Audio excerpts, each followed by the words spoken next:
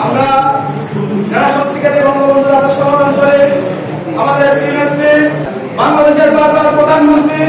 জননেত্রী শেখ হাসিনা আদর্শকে যারা পালন করে ছাত্রলীগের আদর্শকে যারা পেয়েছি আমরা ইতিমধ্যে দেখতে পেয়েছি বিভিন্ন ইউনিয়নের আল্লাহ বিভিন্ন ইউনিয়নের ছাত্রলীগের যারা নৌকো এবং যারা ছাত্রলীগ করেছে হয়তো সম্মেলনের আকাঙ্ক্ষিত পদ পাননি অথবা সেটা চেয়েছিল সেটা পাননি কিন্তু আপনি একদিনের জন্য ছাত্রলীগের আদর্শ পালন করেছেন কিন্তু আজকে ছাত্রলীগের এবং আমাদের প্রিয়নেত্রী জননেত্রী শেখ হাসিনা চূড়ান্তভাবে আপনার ছাত্রলীগের বিরুদ্ধে অবস্থান নিবে কিন্তু আমরা ইতিমধ্যে সাহিত্যভাবে বলেছেন আমরা প্রত্যেকটি যারা বিরুদ্ধে অবস্থান নিয়েছেন আমরা সকলকে চিনি সকলের পায়ে চিনি কিন্তু এই দুঃসময় অতি শীঘ্রই কেটে যাবে আমাদের প্রিয়নেত্রী অবশ্যই সমাধান লক্ষ্যে কথা বলেছেন প্রিয়নেত্রী সিদ্ধান্ত নিতে হবে কিন্তু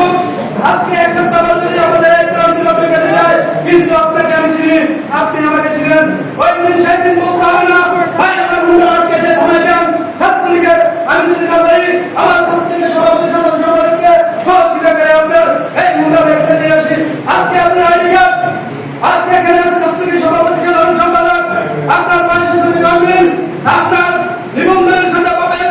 নিবন্ধন গম্ভীর এই সংশোধন করেন আমাদের ছাত্রলীগের সভাপতি সাধারণ সম্পাদকের সহযোগিতা নিয়ে আমরা যদি আমরা না পারলে লালবাই মুদ্রা পরিষদ শুরু করতে চাইবেন কামরান সেই মেয়ের সহযোগিতা নিয়ে সকল সমাজকে ধারণ করে আপনি আমাদের বিরুদ্ধে কথা বলতে পারেন না যাই হোক আমি লালবাই মুদ্রা ছাত্রলীগের সভাপতি সাধারণ সম্পাদককে আশ্বস্ত করতে চাই আগামী দিনে সকল সংকটের সংগ্রামে ছাত্রলীগ অতীতের নেই আপনাদের পাশে আছে থাকবে কিন্তু এই সংকট কেটে যাওয়ার পরে আপনাদেরকে বিরোধিতা করতে হবে যারা আমাদের বিরুদ্ধে কথা বলেছেন তাদের বিরুদ্ধে অবস্থান নিতে হবে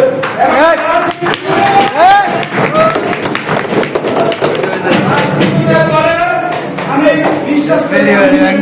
আমাদের দলের